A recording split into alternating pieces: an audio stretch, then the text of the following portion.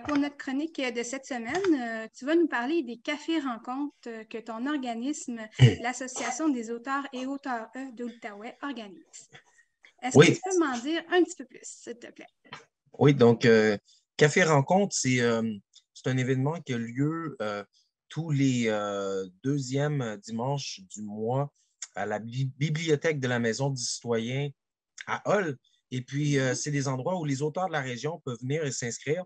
Puis, ils ont la chance de partager des extraits de leurs livres. Fait que, tu sais, OK. on sait que souvent, pour les auteurs, c'est pas facile de trouver la visibilité, d'avoir de la visibilité. Non.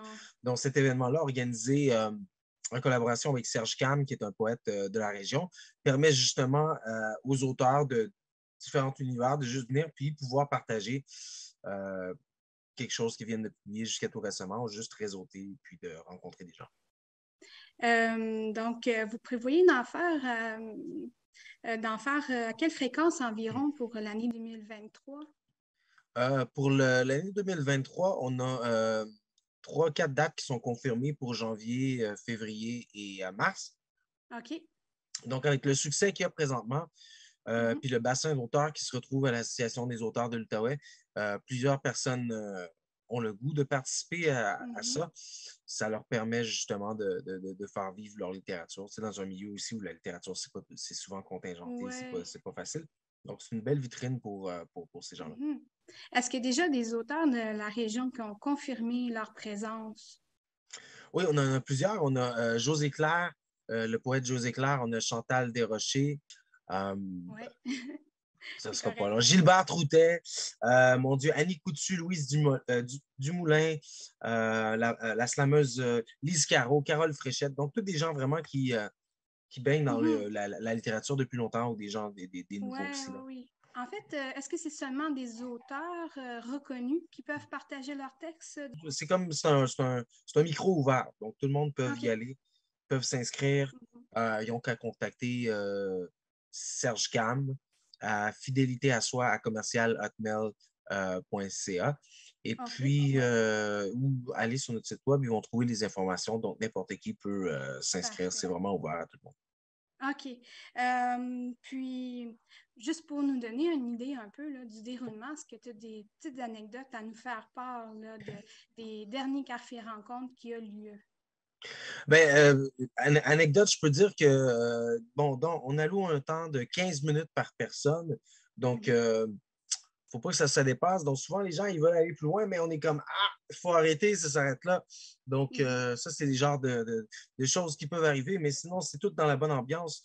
On a même, on dit Robert Gariepi, un chanteur, on l'appelle le philo-chanteur, il est venu avec sa guitare nous faire des extraits. Donc, Mhm.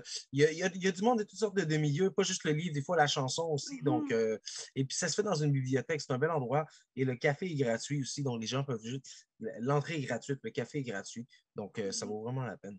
OK. Ben, il faut dire aussi qu'un auteur, c'est pas nécessairement juste au niveau de l'écrit, ça peut être comme un chanteur, un slammer, tu sais, ça touche à pas mal de sphères. Exactement, c'est Euh, très large, auteur. C'est pas que mhm, lié au roman, comme tu dis, ça peut être la chanson, ça c'est peut être aussi des ça. romans jeunesse, Mhm. l'écriture jeunesse, ça peut être n'importe quoi. Ouais. Mhm. Euh, donc, est-ce que, en terminant, est-ce que tu aurais quelques dates à nous faire part là, de ces cafés-rencontres-là qu'on pourrait assister?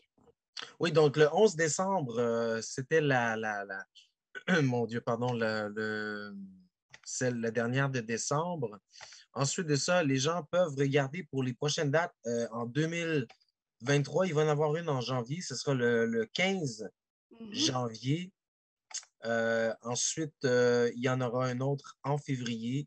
Il s'agira du 12 février. Donc, c'est à la Maison du Citoyen, à la bibliothèque de la Maison du Citoyen, juste au deuxième étage. Mhm. On invite les Ouais. gens à venir. Puis aussi, j'aimerais juste rappeler que l'Association des auteurs de l'Outaouais, on organise toutes sortes de choses. Il va y avoir nos Oui. auteurs qui vont être au Salon du livre de l'Outaouais. On est Mhm. présent au marché de Noël de la Maison Froment, Savoie. On offre Mhm. des séances photos gratuites à nos membres. On fait toutes sortes de choses. Puis on Mhm. est là. Ouais. Parfait. Donc, pour toutes ces informations-là, on peut aller consulter là, votre site web. À une prochaine fois, David, pour une autre chronique littéraire. Merci beaucoup. À Merci. la prochaine.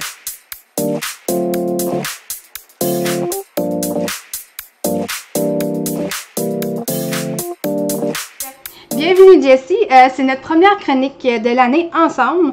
Donc, j'ai vu que tu avais plein de belles informations à nous faire part. D'abord, est-ce que tu pourrais nous parler d'un événement qui est vraiment important en février pour la petite nation, qui est le marathon canadien de ski de fond? Oui, en fait, c'est un retour après 2 ans d'absence. Donc, c'est une très bonne nouvelle pour le marathon de ski, mais surtout pour tous les amateurs de ce sport de plein air qui se déroule sur 160 kilomètres. Mais, inquiétez-vous pas, vous n'êtes pas obligé de faire la totalité des 160 kilomètres. En fait, la particularité de cet événement, en plus de mettre de l'avant des paysages incroyables, c'est justement d'avoir la chance de le faire à son rythme. Dans le fond, le 160 km est divisé en 10 sections.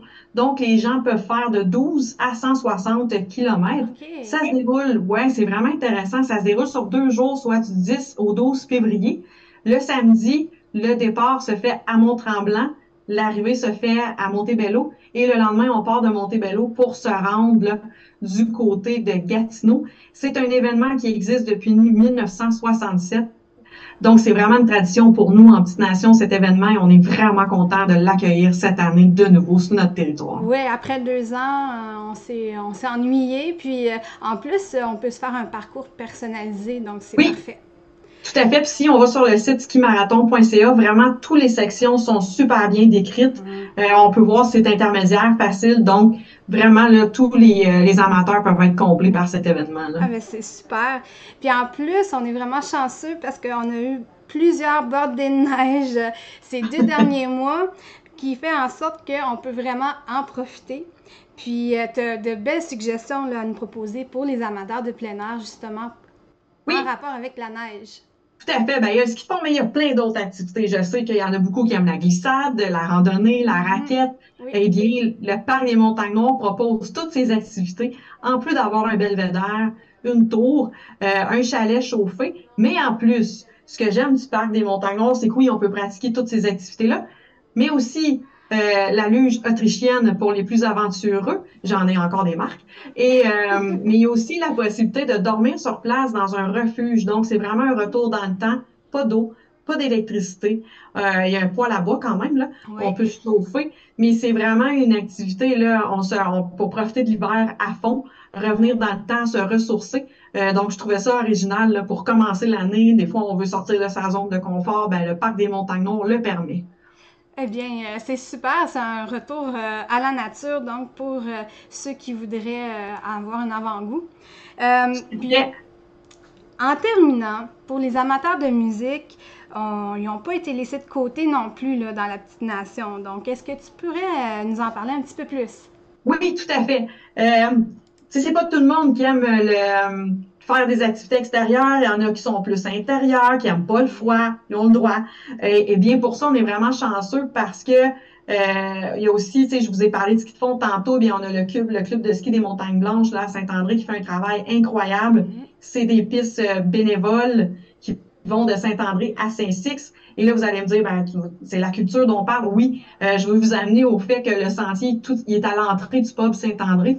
Et le pub Saint-André propose une programmation vraiment incroyable là, pour 2023. Les nostalgiques seront ravis parce qu'on retrouve plusieurs hommages, dont U2, Def Leppard, CCR, Scorpion. Il y a aussi des spectacles. Il y a un hommage à Bob Bissonnette aussi. Il y a le Diable à 5 qui va donner un spectacle le 2 décembre. On est d'entrée à mi-novembre. Donc, Pub Saint-André, c'est vraiment intéressant. On a la salle des Jardins aussi, qui est un classique dont je vous parle souvent, mais vraiment, ils ont beaucoup de bonnes têtes d'affiches là, en 2023. Quoi de mieux que fêter la Saint-Valentin avec Patrick Normand. Il y aura aussi Marthe Laverdière, Billy Tellier, j'en oublie, Christian-Marc Gendron, Fabien Cloutier, ça finit plus, il y en a tellement. Louis-Jean Cormier, La Chicane, Mariana Mazza, bref, toute une programmation de ce côté. Et on a aussi du côté de le carnaval de Ripon innove cette année pour sa 57e anniversaire. Font venir Brigitte Boisjoli en spectacle le 18 février. Puis en plus, pour ceux là, qui aiment vraiment les spectacles et qui ont hâte à l'été, là, ben voici un bref aperçu de ce qui s'en vient. Le festival Western a déjà annoncé Rock Voisine ainsi que Jolene and the Gambler. Il y aura aussi les rodéos, là, tout est déjà accessible. Il y a Val-des-Bois en musique qui revient en force avec le 26 août, France d'amour, Cain. Le 27 août, Gis Mongeon, Lendemain de veille et Matt Lang. Et on a Tursault en fête qui se transforme pour devenir Petite Nation en fête. En fait, ce sont les productions Les Deux Vallées, ce sont les mêmes producteurs là, que la Salle des Jardins Petite Nation. L'an dernier, il avait organisé le Festival des vins et spiritueux de l'Outaouais à l'Ange Gardien ainsi que Tursault en fête. Bien, cette année, ils reviennent en force avec Petite Nation en fête qui se déroule toujours à Tursault, scène extérieure. On peut pas dévoiler tout de suite la programmation, ça faut attendre en février, mais je peux vous garantir de tout de suite réserver vos dates du 17 au 19 août parce que je pense que la plupart des gens vont vouloir y aller, vont être très intéressés. Donc, voilà. Pour les amateurs de sport, rapidement, Fat Bike, très populaire. Il y en a en Montagne-Nord, mais aussi à Montebello. L'émission Vélo-Vélo a d'ailleurs été sur place cet été. Ouais. Pas cet été, l'hiver dernier. Je suis trop vite, là. Oui. Et il y a possibilité d'en faire, justement, grâce à Traction Nation Montagne-Nord, mais je sais que c'est une activité très en vogue, très populaire. Donc, du côté de Montebello, 25 km de sentiers, dont la Fat Papineau, qui est supposément très populaire. Donc, je te remercie vraiment beaucoup, Jessie, avec toutes ces belles activités, ces belles propositions. On en a pour tous les goûts. Donc, c'est super. Donc, à une prochaine chronique. Ben, merci beaucoup à toi. Bye. Bonjour Carmel, c'est notre première chronique ensemble et tu vas venir nous parler à chaque mois au nom de Culture Outaouais du milieu des arts de notre région. Est-ce que tu peux te présenter pour nos téléspectateurs, s'il te plaît? Oui, moi c'est Carmel Frodeline. À Montsou, je suis chargée de communication pour la plateforme Tout Culture, propulsée par Culture Outaouais. Donc la plateforme Tout Culture, en fait, c'est le calendrier culturel dans la région de l'Outaouais, où est-ce que vous pouvez retrouver toutes les activités, aller voir à participer à des événements culturels, à consulter le calendrier qui est disponible en ligne, virtuellement, donc à toutculture.ca, www.toutculture.ca. Donc, Carmel, est-ce que tu pourrais nous parler un petit peu là, de l'actualité culturelle qui se passe là, en Basse-Lièvre et en Outaouais? Alors, dans la Basse-Lièvre, cet été, on va dire à la fin de l'été, il va y avoir une exposition de l'œuvre d'art Flow de l'artiste Bella Simon en collaboration avec Angèle Lux, qui a remporté en fait le concours lancé dans le cadre du programme d'art public commémoratif de la ville de Gatineau. En fait, cette sculpture a été sélectionnée par le jury et le message en fait derrière cette sculpture, c'est une sculpture qui veut commémorer les chemins d'eau en tant que voie de communication que nous utilisons pour nous lier les uns aux autres. Moi, je trouve que, en tout cas, c'est un beau message. Ouvert au public, là, je crois que c'est à la fin août. Donc, on invite toute la population à aller voir ça là, dans le secteur Buckingham. Ça va être super intéressant. Durant le mois, il y a une belle programmation avec différents organismes et des différentes salles. Donc, il y a le Carrefour culturel L'Estacade, par exemple, qui a une programmation assez intéressante. On a l'ancien finaliste à la Voix Québec 2014, Rémi Chassé, qui sera en spectacle le 3 février. Pierre Guitare sera là le 10 février. L'auteur, compositrice, interprète Sophia Duhem aussi, le 18 février. Et le mois va se clôturer le 24 février pour eux avec un spectacle avec Marco Aymar, qui est un jeune artiste originaire des mines de Thetford et qui a l'air vraiment très intéressant. OK. Ensuite, le Café des artistes de la Lièvre organise des activités thématiques et ce mois-ci, c'est le mois de l'amour, donc le 14 février, la Saint-Valentin, il va y avoir une activité. L'auditorium de l'école polyvalente de la Gatineau, ensuite, il y a une belle programmation pour les jeunes, notamment parce que le 11 février, il va y avoir le rappeur Corias qui serait en concert à l'école polyvalente Nicolas Gatineau dans l'auditorium. Donc, ensuite, on a la salle Odyssée à Gatineau qui a une belle programmation également. Ensuite, le 9 février, il y a Alicia Moffett. Le 10, il y a le groupe de musique Bleu Jeans Bleu. Et le 12 février, Marie-Michel Desrosiers et Annie Blanchard vont reprendre des chansons de la grande chanteuse québécoise Nicole, qui va avoir lieu en fait dans la salle Odyssée. Oui, donc, un très beau répertoire, Nicole Martin. Le mois de février, c'est aussi le mois de l'histoire des Noirs. Et depuis 1995 au Canada, on célèbre le mois de l'histoire des Noirs. Donc, il y a plusieurs activités culturelles dans le cadre de ça, de ce mois-là, de cette célébration. Et on invite également encore les personnes qui sont intéressées à en savoir plus sur la culture afro-canadienne et afro de la région à aller consulter les activités qui seront disponibles sur notre site toutculture.ca. C'est parfait, donc c'est à noter. Je sais qu'à Culture Outaouais, vous offrez des services ou des formations. Il y en a plusieurs durant le mois février et mars. Est-ce que tu pourrais nous en donner quelques-uns?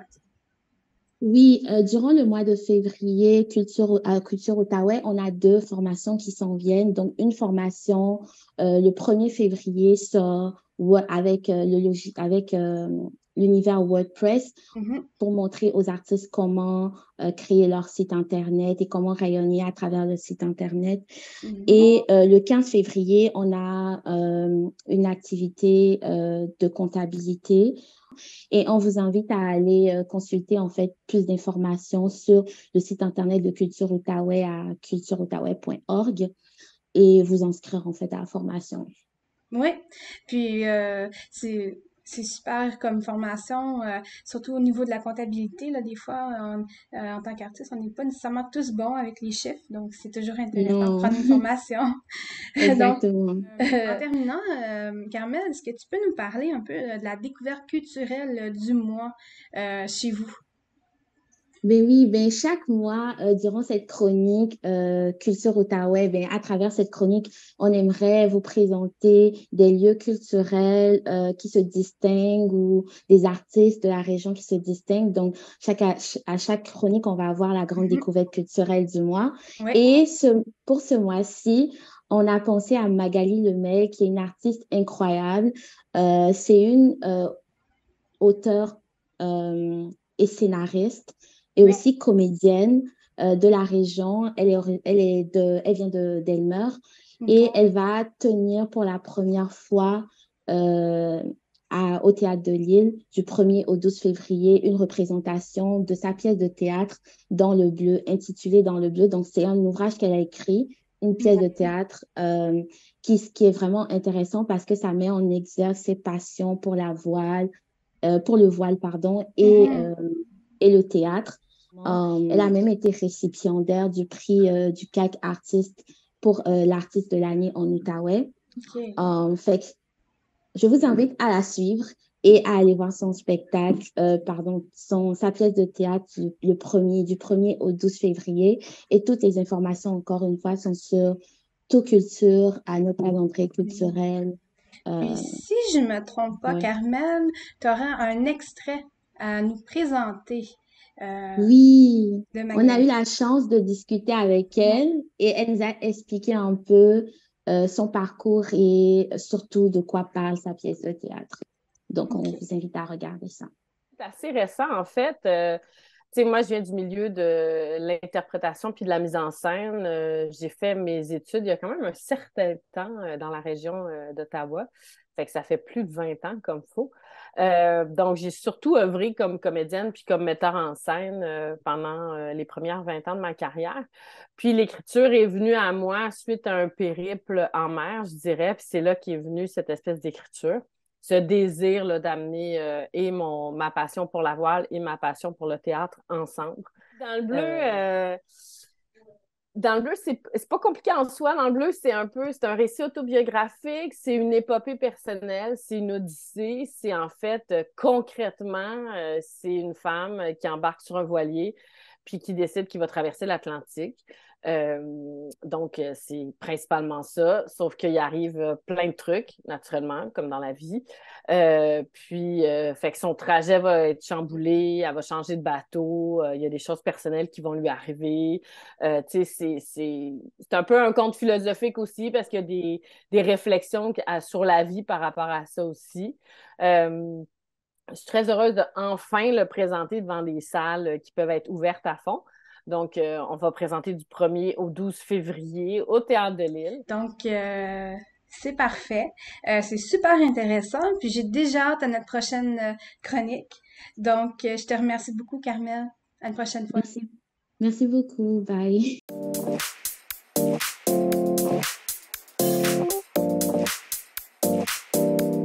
Donc, bienvenue, Madame Saint-Jean. Vous êtes la directrice de Carrefour Jeunesse Emploi de Papineau et d'Action Emploi Papineau. On est ensemble aujourd'hui pour que vous puissiez nous parler de votre organisme. Donc, est-ce que vous pouvez me parler de son mandat, s'il vous plaît? Alors, je vais te parler brièvement. C'est deux corporations. Le Carrefour Jeunesse Emploi Papineau, c'est 16-35 ans. Ça existe depuis 1996-97 officiellement. Et Action Emploi Papineau existe depuis 1986, donc officiellement. Donc 1996-1986. Et notre mandat, c'est vraiment d'offrir un service personnalisé et adapté à chacun des clients qui se présentent dans l'amélioration de leurs conditions de vie. Donc c'est très large. Donc brièvement, c'est ça. OK. Puis, est-ce que vous pouvez me parler des services que vous proposez, là? Puis aussi, à quel type de population vos services s'adressent, comme l'âge, tout ça? Oui. En fait, la population, c'est toute clientèle. Donc, nous, c'est 12 ans et plus parce qu'on a des ententes aussi pour les 12-15 ans. Donc, et ça va jusqu'à 90 ans. On a déjà eu des gens de 60 quelques années, même 72 ans qui cherchaient un emploi. Donc, les services qu'on a, on offre l'employabilité, donc tout ce qui est recherche d'emploi, curriculum vitae, lettre de présentation, entrevue filmée, etc. L'aide pour le retour aux études, l'orientation scolaire et professionnelle, place aux jeunes ados, qui est de faire venir des jeunes en région pour venir s'installer sur le territoire, donc des jeunes professionnels, des projets qui développent l'autonomie personnelle et sociale des jeunes. On a des projets d'intégration et de rétention et de la main-d'œuvre immigrante, ou de la population immigrante. On fait aussi des services dans les écoles, donc d'entrepreneuriat, de bénévolat. On a des projets de volontariat dans le milieu. On a de la persévérance scolaire. On fait aussi des projets variés, donc on s'en va vers différents projets. On en a eu à travers le temps, le nettoyage des berges, etc. Puis pour le bénévolat, récemment, est-ce que vous parlez juste comme d'une belle histoire par rapport à ça, un jeune ou des jeunes qui se sont investis? Il faut faire la différence entre le bénévolat et le volontariat. Le bénévolat, c'est un projet qui se fait à l'intérieur avec les jeunes des écoles. Donc, c'est des projets qui lèvent et qui font dans le bénévolat. Donc, depuis plusieurs années, je sais que ça existe encore. Quand c'est la fête d'une personne âgée à Tursault, il me semble, on va lui mener une carte. Donc, c'est des jeunes de l'école Sainte-Famille-Trois-Chemins qui font le projet de bénévolat. Il y a d'autres projets comme ça de bénévolat. Il y a des projets d'entrepreneuriat aussi qui se font dans les écoles. La différence, s'il y en a un qui les jeunes vont chercher du financement. L'autre, les jeunes reçoivent du financement pour faire leur projet. Donc, il y a eu plusieurs projets, des murales dans les écoles, tout ça. Tandis que le volontariat, ça se fait dans le milieu. Ça peut être des jeunes des écoles, ça peut être des gens comme, par exemple, une maman qui, ça fait 5 ans, qui est à la maison puis qui veut développer des compétences, ou quelqu'un qui veut s'investir dans le milieu, donc peut faire des projets de volontariat. On travaille beaucoup, entre autres, dans nos projets de volontariat actuellement avec l'Ange Gardien, avec le projet Aide-moi, qui est d'aider des personnes âgées à la maison par du volontariat. Nous, on peut offrir un soutien financier à ceux qui font du volontariat pour les aider, par exemple, une maman qui aurait des jeunes enfants, à les faire garder, ou pour aider à leur déplacement. Donc, dans le volontariat, ça peut être ça. Il y a eu d'autres projets. À travers le temps, on a fait le nettoyage des berges de la rivière, on a fait le sentier de la flore forestière à Notre-Dame-de-la-Salette. On a collaboré au développement du centre de plein air La Lièvre. Donc, il y a plein de projets comme ça. Là, présentement, on a le projet pour les préposés aux bénéficiaires, la formation des nouvelles préposés aux bénéficiaires qui vont se faire avec le CISO, avec le Centre de services scolaires Cœur des Vallées, avec Service Québec. Donc, nous, on travaille avec eux en collaboration là-dedans. On a le projet NIF, qui est le projet ni en emploi, ni aux études et ni en formation. Donc, c'est toute personne qui ne travaille pas, qui n'étudie pas, puis qui ne suit pas une formation particulière, mais qui voudrait, puis qui ne sait pas trop. Donc, il peut avoir des premiers contacts dans son milieu. Ça peut être dans sa municipalité, aussi loin que Val-des-Bois ou Namur ou quoi que ce soit. Est-ce que c'est en quelque sorte une introduction au marché du travail? Ça peut être une introduction au marché du travail, mais ça peut être une introduction pour un retour aux études. Ça peut être une introduction donc pour sortir de chez soi. Donc, le projet NIF, c'est ça. Et comme on manque de main-d'œuvre actuellement, ben c'est très important, des projets comme ça. Puis, on a déjà atteint nos objectifs, donc ça va quand même très bien. Toute l'équipe y collabore. On a Christian qui était titré à ce projet-là, mais toute l'équipe y collabore. Et dans notre mandat aussi, qu'on a toujours eu, parce que nous, on existe depuis longtemps quand même, mais c'est retourné dans notre nouveau financement, l'accueil universel et la référence. Donc, nous, on l'a toujours fait. Donc, c'est accueillir chaque client qui se présente chez nous, de voir c'est quoi son besoin. Et si ce n'est pas nous qui est la personne la mieux placée pour l'aider, c'est de le référer vers le bon endroit. Donc, et on a un bureau ici à Buckingham et un à Saint-André-Avelin. Donc... Et vos services s'adressent aux gens de la région de l'Outaouais? Non, nous, c'est tout l'est de l'Outaouais. Donc, anciennement, les Carrefours Jeunesse Emploi ont été créés à partir des comtés électoraux ou des territoires de santé publique. Donc, Papineau, c'est pas la MRC, mais c'était vraiment le comté. Donc, nos services commencent avec le boulevard Lorrain à Gatineau. Donc, on a une partie de on a l'Ange Gardien qui est dans la MRC des Collines, une partie de la ville de Gatineau, l'Est, surtout Buckingham, Masseron, Angers, mais une partie Gatineau aussi, et toute la MRC de Papineau jusqu'à l'Ouest.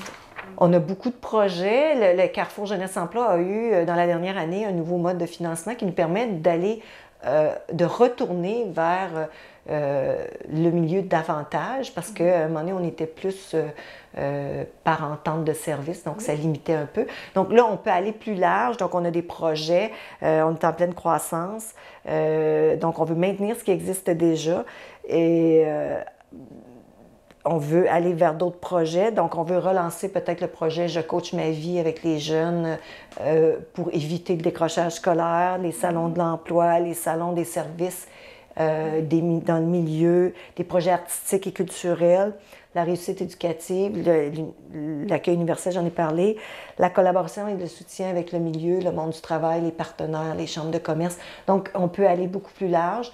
Il y a énormément de possibilités, sauf qu'il y a une grosse contrainte, c'est le temps. Donc, on ne peut pas aller plus vite qu'eux. Et nos partenaires, comme la TVC, c'est un partenaire, bien, pour nous, c'est important de travailler avec notre milieu. Puis, on ne veut pas se substituer à ce qui existe déjà. Donc, on travaille sur le projet en itinérance, mais ce n'est pas nous qui sommes porteurs du projet, mais on collabore au projet. Mais il faut que ça rentre dans nos mandats quand même. Donc, il y a plein de réalités dans ce sens-là. Puis maintenant que la pandémie a moins d'impact, vous allez pouvoir aussi peut-être avancer plus rapidement dans certains projets, comme d'autres organismes ont la même réalité. Oui. On a entre autres aussi l'éducation financière. Avant même d'être un Carrefour Jeunesse Emploi, Action Emploi Papineau offrait des budgets à sa clientèle. Maintenant, il y a eu du développement par rapport à ça. Maintenant, il y a le projet Mes finances, mes choix avec le CIGE de l'Outaouais. Donc, on va dans les écoles, mais on peut offrir le service dans des organismes. D'ailleurs, c'est une de mes anciennes collègues qui avait écrit le projet, la partie Partir en appartement, qui a été bonifiée par Desjardins. On a je ne sais pas combien de partenaires financiers, mais aussi des collaborateurs qui ne sont pas nécessairement des collaborateurs financiers, mais des collaborateurs dans le développement du Carrefour. Et pour ça, nous, c'est important parce qu'on ne peut pas arriver seul à tout faire, que ce soit l'immigration, l'employabilité. On doit travailler aussi à soutenir la santé des jeunes. Donc, comment on peut faire le lien. Il y a des projets à air ouverte qui est à Gatineau présentement. On aimerait qu'on parle davantage de notre territoire, qu'on parle davantage de l'Est de Gatineau, puis qu'on parle aussi plus de tout l'ensemble du territoire. Mais je vous remercie beaucoup de m'avoir consacré ces quelques minutes pour nous expliquer votre travail à vous et vos collègues. Donc, à une prochaine fois.